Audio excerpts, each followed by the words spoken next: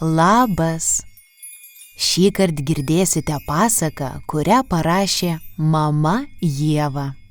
Apie Teodorą ir Cibulį, kuris mokėjo juoktis. Aš pasakoje šį bei tą nuo savęs pridėjau ir dabar dalinuosi su jumis. Taigi, viename jaukiame miestelyje gyveno berniukas Teodoras.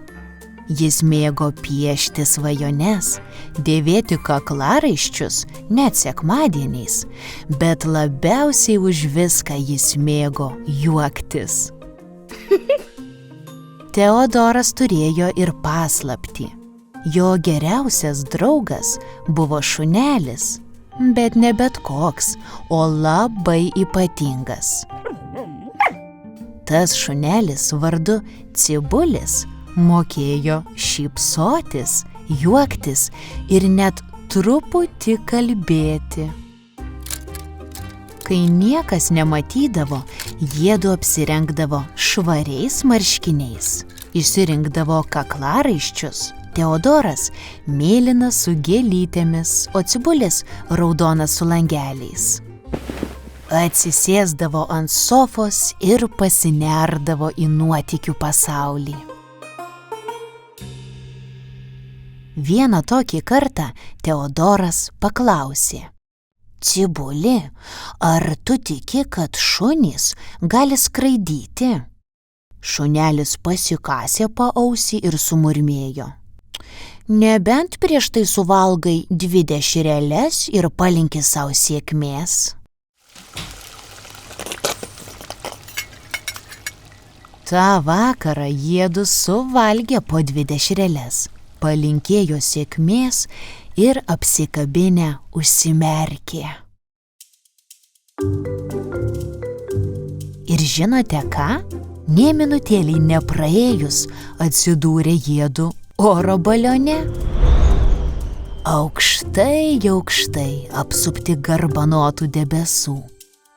Iš pirmo žvilgsnio paprastų, baltų, bet geriau įsiklausius, tie debesys juokėsi.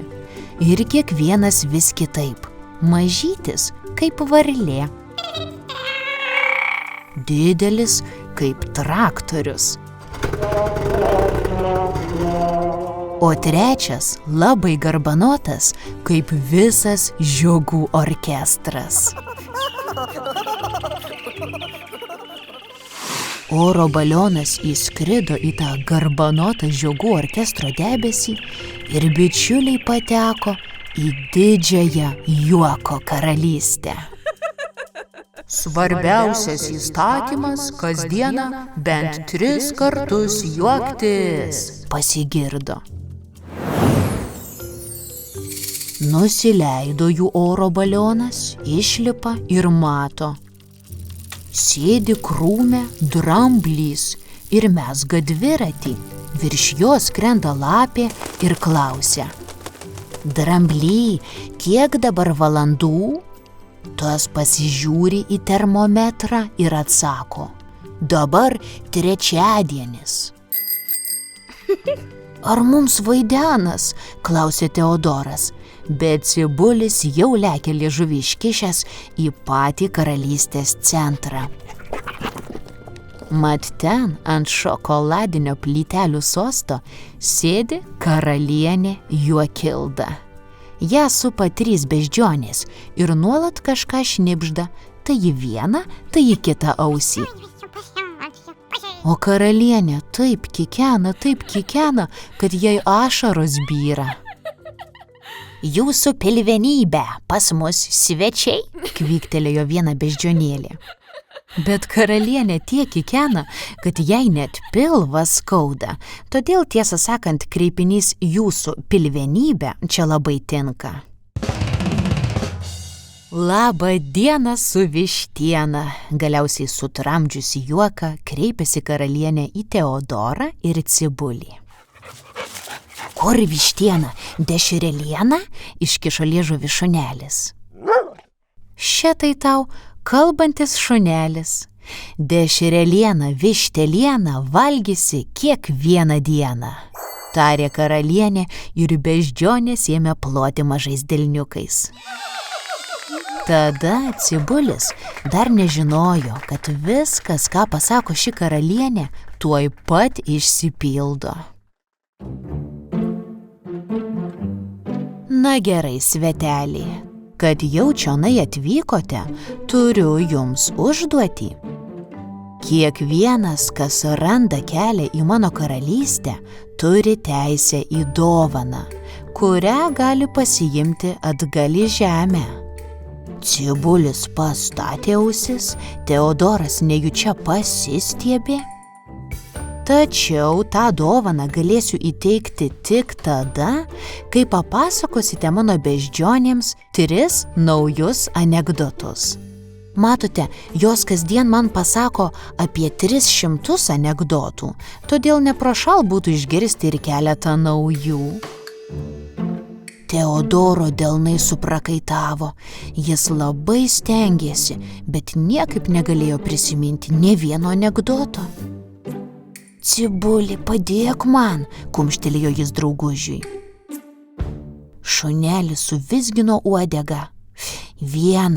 Tik vieną dabar prisimenu, bet bus gera pradžia. Beždžionė sukluso ir Cibulis pradėjo. Restoranas. Klientas nepatenkintas šaukia. Padavėjau, kodėl mano sriuboje plaukioja musė? Oi, prašom nesijaudinti, ponė, atsako padavėjas. Lėkštutėje su duona yra ir voras, jis netrukus tą musę suvalgys. Beždžionėlės apvirto ant užpakalių ir kol kikeno, Teodoras prisiminė vieną kadaise girdėtą anekdotą. Jūsų pilvenybė, pasitaisė jis kaklaraištį, 2. Nusipirko begemotas puzlę. Dėliojo ir pagaliau sudėliojo. Tada vaikšto ir giriasi visiems. Matyt, aš esu labai protingas, nes nusipirkau puzlę, ant kurios parašyta nuo 2 iki 3 metų, o aš sudėjau vos per 2 savaites. Dabar ir karalienė vos neapvirto ant užpakalio, bet susitvardė, nes labai norėjo išgirsti ir 3. anekdotą. Cibuli, padėk man, galva kiaura kaip puodas, vėl suprakaitavo Teodoras. Ali Baba, amtelėjo šunelis. Tiksliai, nudžiugo berniukas ir vėl pradėjo. Važiuoja traukiniu 3 vyrai. Pirmasis ir sako: mano žmona, kai buvo nėščia, tai skaitė knygą 2 kapitonai. Ir kągi, mums gimė 2 berniukai. Kitas vyras ir sako: taip, mano žmona, kai laukėsi, tai skaitė knygą apie 3 muškietininkus. Ir galit patikėti, mums gimė 3. Trečias vyras tik pabala ir paprašo stiklinės vandens. Kasgi tau, gal bloga? Vyras gurkšteli. Mano žmona nėščia jau 9 mėnesį ir dabar skaito knygą Ali Baba ir 40 plėšikų.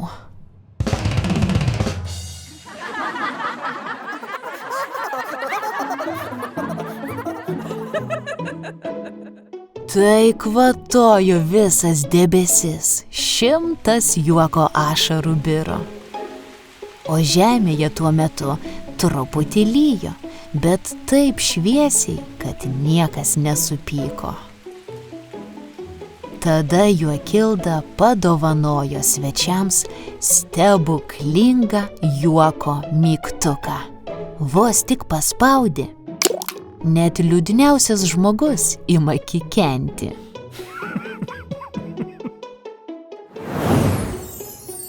Grįžę į savo miestelį, bičiuliai visur nešiojosi tą mygtuką. Į darželį, į parduotuvę, net į veterinarijos kliniką. Ir netrukus visi miestelių gyventojai ėmė dėvėti spalvotus kaklaraiščius ir šypsotis be jokios priežasties. Net ir šiandien, jeigu išgirsi skambų hi-hi, ha-ha, tai žinok, čia Teodoras ir Cibulis kažkur netoliese išdykauja ir spaudo juoko mygtuką. Nes kartais užtenka tik šypsenos, kad pasaulis prašviesėtų. Dėkojame šios istorijos herojams Teodorui ir Cibuliui, kurie yra tokie patys tikri, kaip ir stebuklingas juoko mygtukas.